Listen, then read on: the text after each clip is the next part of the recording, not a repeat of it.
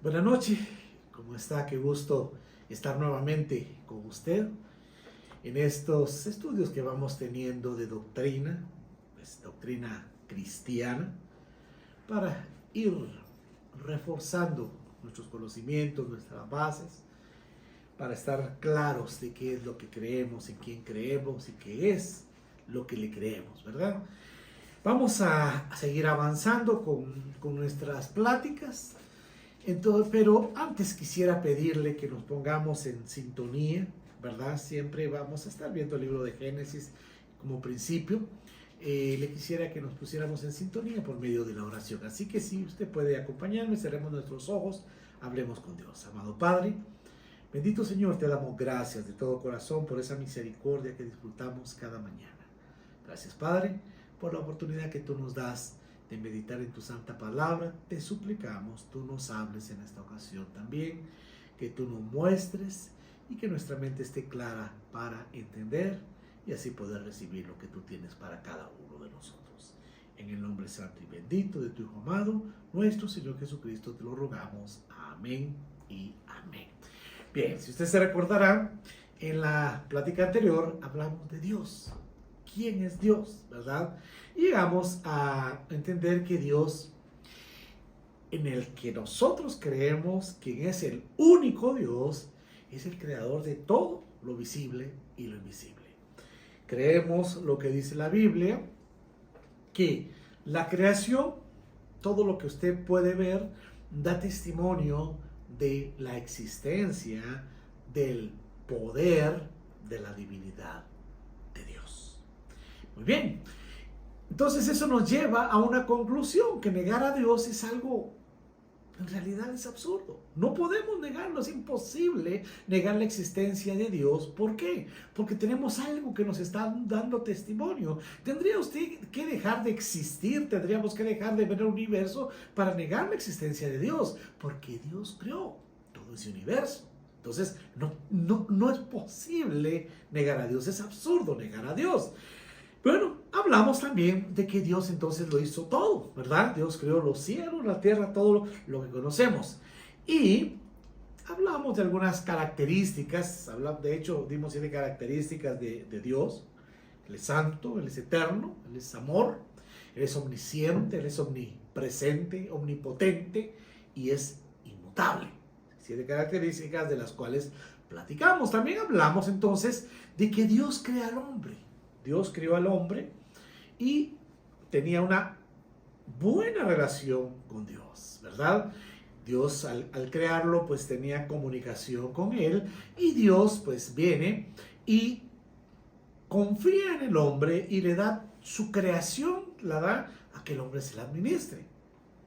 Vimos eso y vimos también que Dios advirtió al hombre que de todo lo que había ahí podía pues, comer, podía utilizar, solamente había un árbol del cual él no debía comer de ese fruto, porque si él comía de eso, bueno, ¿qué iba a pasar? Iba a morir. Ahí nos quedamos nosotros la semana pasada, ¿verdad? Donde Dios le advierte al hombre sobre las consecuencias de si él le desobedecía o le obedecía. Si él le obedecía, todos contentos, todos felices, una buena relación.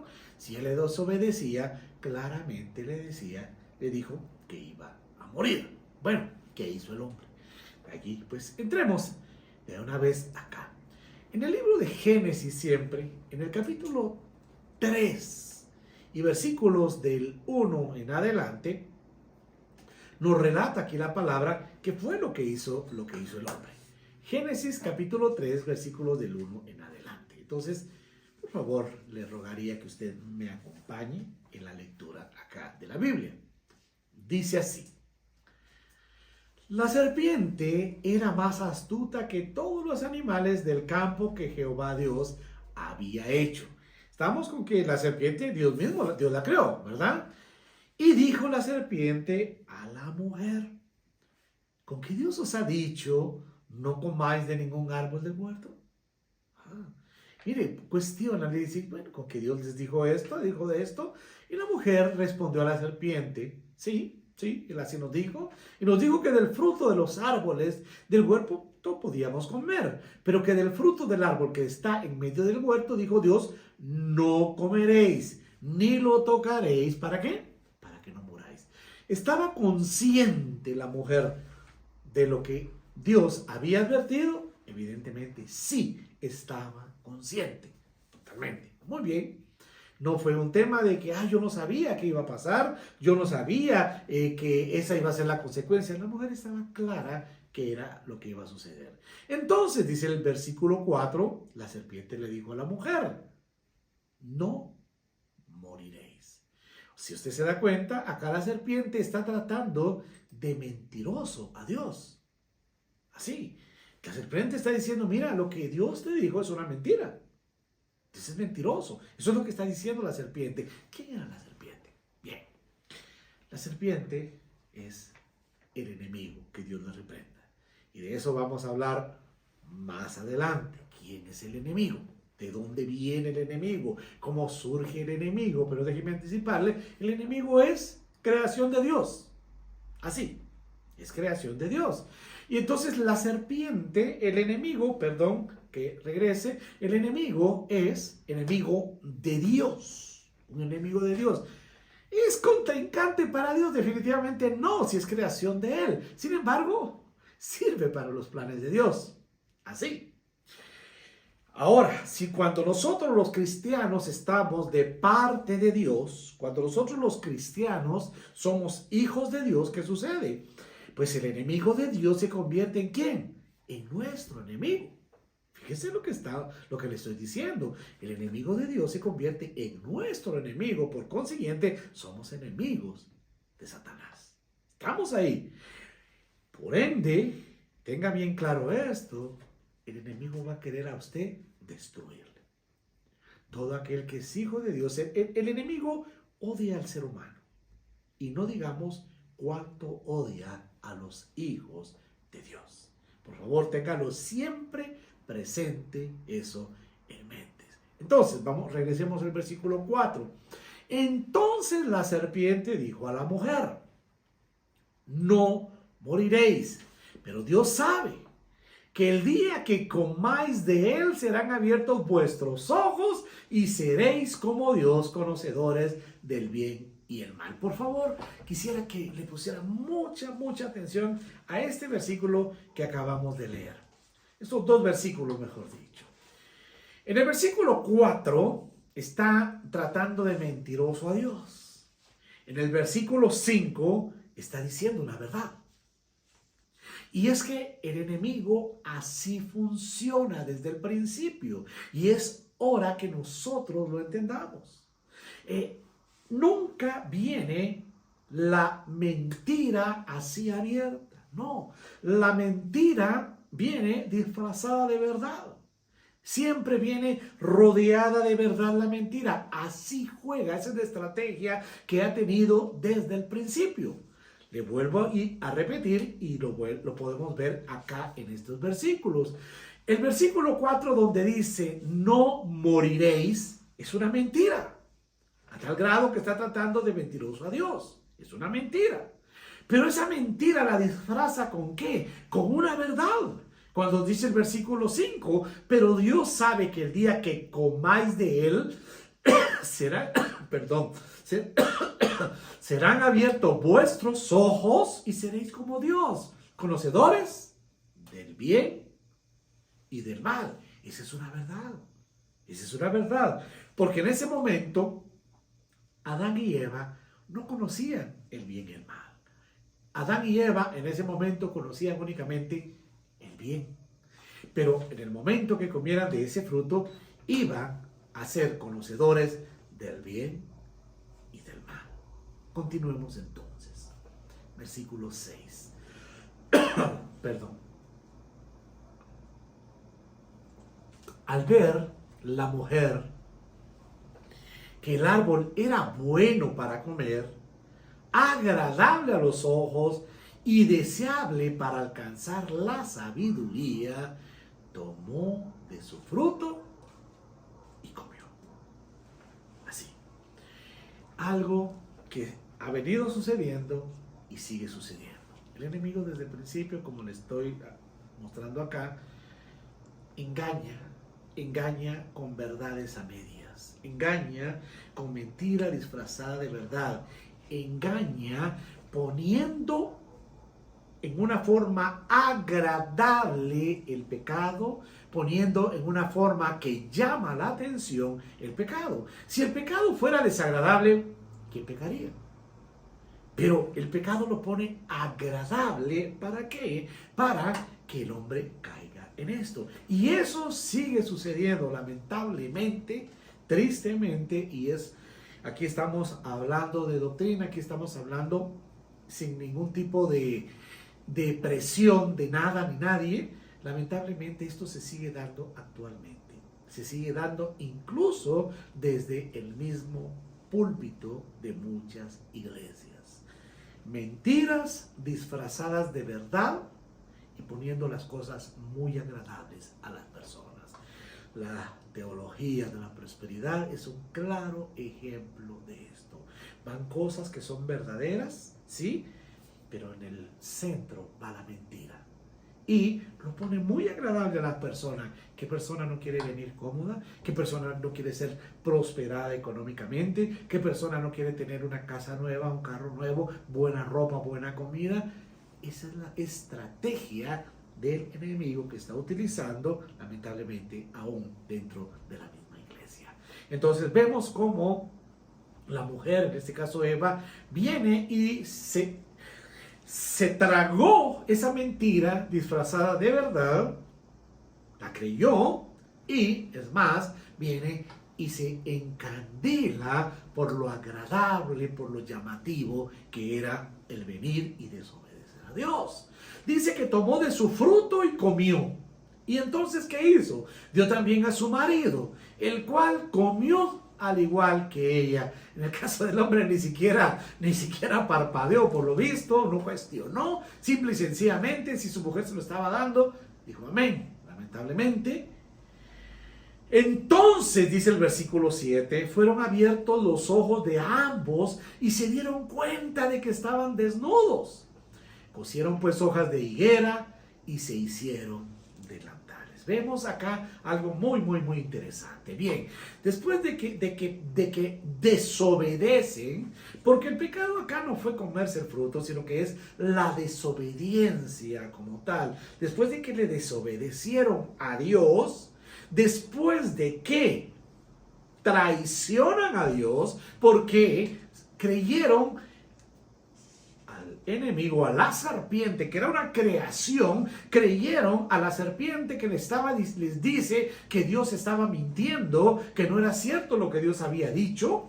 Después de que vinieron y traicionan a Dios, traicionan a la confianza que Dios había depositado en el ser humano. ¿Qué confianza? El darle toda su creación para administrar.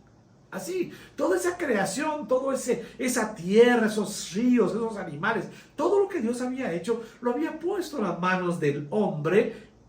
¿Para qué? Para que lo administrara. Había depositado su confianza en él. Después de traicionar su confianza, después de traicionar todo esto, ¿qué sucede? Se dan cuenta ellos de su pecado, se dan cuenta de lo malo que habían actuado. ¿Y qué hacen? Hacen lo que hacemos todos, venir y querer tapar nuestro pecado, ocultar nuestro pecado, porque eso es parte de la naturaleza humana. Cuando cometemos un pecado, lo que tratamos de ver es dónde lo escondemos, que nadie se dé cuenta de esto, ¿verdad? Que nadie lo sepa y seguir como que sin nada. Eso es lo que ellos trataron de hacer al querer tapar su desnudez con hojas de higuera, los cuales hicieron delantales. Vemos acá esa figura de lo que sucede y sigue sucediendo con el ser humano. Bien, versículo 8. Luego dice, oyeron la voz de Jehová, Dios, que se paseaba en el huerto al aire del día, y el hombre y su mujer, ¿qué hicieron? Se escondieron de la presencia de Jehová, Dios, entre los árboles del huerto. Otra característica. Miren, cuando el hombre está en pecado, ¿qué es lo que hace de darte de Dios? Esconderse. Esconderse.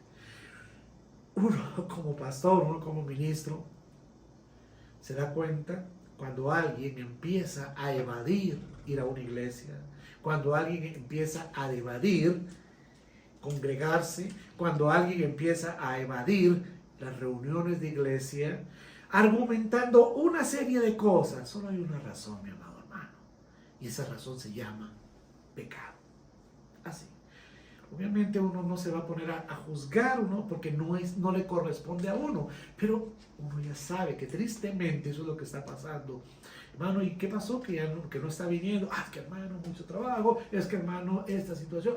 Un montón de razones, de excusas, pero solo hay una razón verdadera. El hombre está en pecado. ¿Por qué? Porque en nuestra naturaleza humana, cuando nosotros estamos en pecado, lo primero que hacemos es evitar a Dios. Es lo primero que hacemos, evitar todo lo que tenga que ver con Dios. Evitamos a Dios, ¿verdad? ¿Por qué? Porque lógicamente nos sentimos mal. Pues eso es lo que hizo el hombre y la mujer. Acá, ellos que hicieron, se escondieron de la presencia de Dios entre los árboles del huerto. Pensaron que Dios no los iba a encontrar. Pensaron que su pecado se iba a quedar así, que Dios nunca se iba a dar cuenta. ¿Qué es lo que lamentablemente el ser humano nos venimos y seguimos pensando?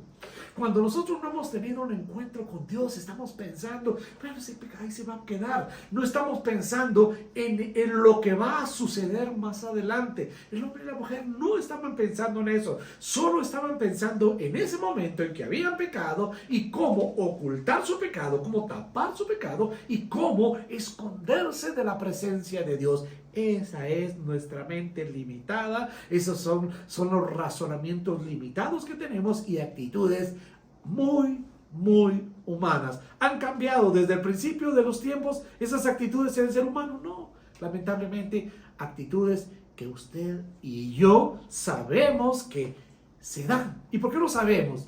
Porque usted y yo lo hemos hecho. Muchas veces nuestro pecado lo hemos tratado de ocultar, muchas veces nos ocultamos de Dios cuando hemos estado en pecado. ¿Y quién puede decir que no ha pecado? Todos hemos pecado. Pero continuemos con eso. Más adelante hablaremos de ese todos hemos pecado. Bien. Pero Jehová Dios llamó al hombre y le preguntó, ¿dónde estás? Y él respondió, oí tu voz en el huerto y tuve miedo porque estaba desnudo, pero me escondí. Entonces Dios le preguntó, ¿quién te enseñó que estabas desnudo? ¿Acaso has comido del árbol del cual yo te mandé que no comieras? Ve a Dios en la forma en la que le está hablando al hombre. ¿Tratando de qué? Tratando de que le está hablando en una forma no con truenos, no con rayos, no con un huracán para destruirlo de una vez, sino que Dios está tratando de entrarle al hombre en una forma suave todavía para que el hombre venga y confiese su pecado. ¿Quién te enseñó que estabas desnudo? ¿Acaso has comido del árbol del cual yo te mandé que no comieras?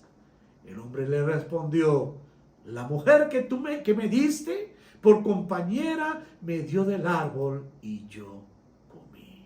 Entonces Jehová, Dios, dijo a la mujer, ¿qué es lo que has hecho? Ella respondió, la serpiente me engañó y comí. Bien, veamos acá esto.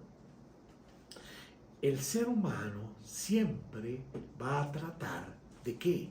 De evadir la responsabilidad de su pecado. De echarle la culpa a cualquiera. Se le echamos la culpa al enemigo, le echamos la culpa al vecino, le echamos la culpa al taxista, se le echa la culpa a la suegra, se le echa la culpa a quien sea. Menos la culpa es mía. El hombre, después de estar tan enamorado de Eva a tal grado que ahora será llamada varona y estaba ilusionado, ni siquiera parpadeó cuando Eva le dio del fruto, que viene y dice inmediatamente, no dudó en decir, la mujer que tú me diste, porque esa mujer tú me la diste, ahí te recuerdas, esa mujer yo no te la pedí, tú me la diste y ella fue la que me dio. Vea el hombre, la forma en la que está actuando. Es tu culpa, Dios, por haberme dado esa mujer. Y es la culpa de ella que me dio a comer. Yo, la verdad, soy víctima de esta situación. ¿No le parece conocida esa situación? ¿No le parece conocido eso de querer evadir la responsabilidad y culpar a alguien más de nuestros actos? Y la mujer que viene y dice inmediatamente: la serpiente me engañó y comí. ¿La engañó en realidad? Ella sabía que iba a morir si comía del fruto. Ella había estado advertida de que si hacía eso iba a haber una consecuencia. Ella estaba advertida, no había ahí tal engaño. Hubo engaño en el momento que vino y que le dijo: no moriréis, pero Dios le había dicho que sí iba a morir. El hombre viene, traiciona a Dios, el hombre viene y le falla a Dios. Y eso trajo una consecuencia. El capítulo 3 y versículos 14, vemos acá esto. Dice: entonces, y Jehová Dios dijo a la serpiente: por cuanto esto hiciste, maldita serás entre todas las bestias y entre todos los animales del campo. Sobre tu vientre te arrastrarás y polvo comerás todos los días de tu vida. Y dice en el versículo 15: pondré enemistad entre ti y la mujer, y entre tu simiente y la simiente suya.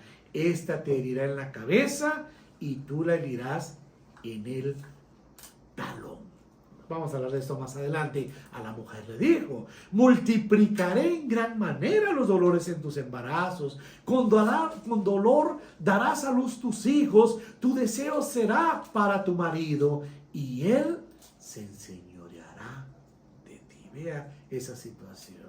Aquí hay muchas cosas que podemos hablar al respecto sobre este versículo 16. Sin embargo, me voy a limitar en esta ocasión a decirle que Dios estaba acá poniéndole las consecuencias, marcando las consecuencias del pecado que había cometido la mujer. Y al hombre viene y le dice, y el hombre dijo: por cuanto obedeciste a la voz de tu mujer y comiste del árbol que te mandé diciendo: no comerás de él, maldita será la tierra por tu causa. Y póngale aquí atención, vea, aquí puede usted empezar a ver el amor de Dios, porque Dios no está maldiciendo al hombre.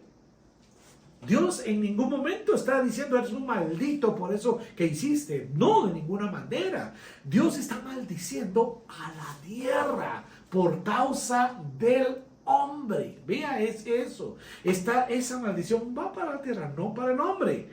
Pero le dice al hombre: con dolor comerás de ella todos los días de tu vida, y espinos y cardos te producirá, y comerás plantas del campo.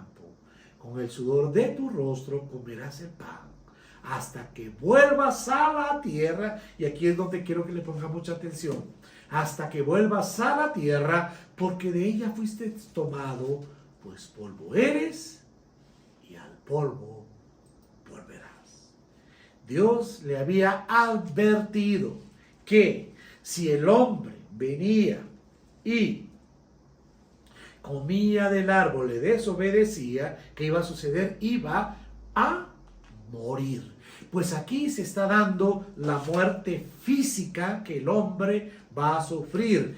Pero no hay solo una muerte física, sino que también está la muerte espiritual. ¿Y cuál es la muerte espiritual? Bien, la muerte física es esa muerte que todos conocemos y que todos vamos a tener un día que venir, y la separación del alma, la separación del espíritu, de este cacaste que se llama cuerpo, ¿sí? La separación de esto, y el cuerpo irá a parar a una fosa, irá a parar a un barranco, yo no sé dónde va a ir a parar, ¿verdad?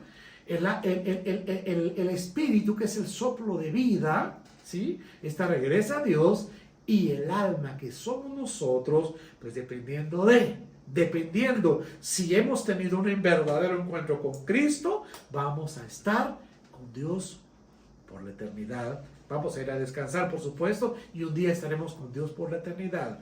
Si no se ha tenido un encuentro con Cristo, aquí viene esa condenación, esa muerte espiritual. Esa alma empezará a sufrir esa angustia de un día ir al lago de fuego juntamente con Satanás, con los demonios, juntamente con el falso profeta, juntamente con el anticristo y todas estas personas y todos los demás que han pecado. Esa es la muerte espiritual.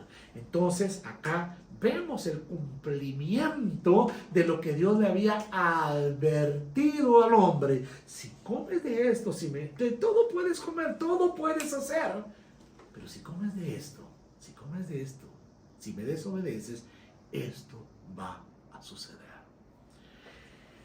Pero el amor de Dios es tan grande, y con esto ya vamos a ir terminando, pero el amor de Dios es tan grande. Regresemos un poquitito.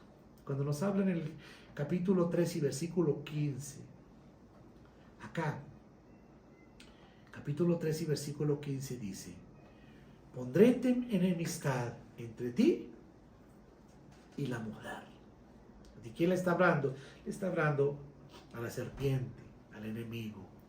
Y entre tu simiente y la simiente suya, esta te herirá en la cabeza y tú la herirás en el talón. Así. Y tú la herirás en el talón. Acá empezamos a ver, desde aquí empezamos a ver el amor de Dios. Desde acá Dios empieza a desarrollar un plan para recuperar al hombre. Un plan en el cual iba a haber esa descendencia, un plan que se iba a cumplir a través de Cristo Jesús cuando llegue a la cruz del Calvario. Y tú le herirás en el talón. Va a haber dolor, lógicamente, pero esta te herirá en la cabeza. ¿Cómo muere una serpiente? Cuando se le aplasta la cabeza. Acá se empieza a profetizar, se empieza a ver ya el plan de Dios, como Dios le está diciendo de una vez acá, está dando a entender que esto acá no termina, no finaliza, al contrario, esto va a darse más adelante, como Dios va a recuperar al hombre, que eso es el plan de salvación del cual vamos a hablar en nuestra próxima reunión. Por favor, si usted tiene dudas, si usted tiene algún comentario, háganoslo llegar. Con gusto trataremos de solventar esas dudas, ¿verdad? Y si tiene un comentario, pues es muy bien recibido. Que Dios me le siga bendiciendo y nos vemos hasta la próxima.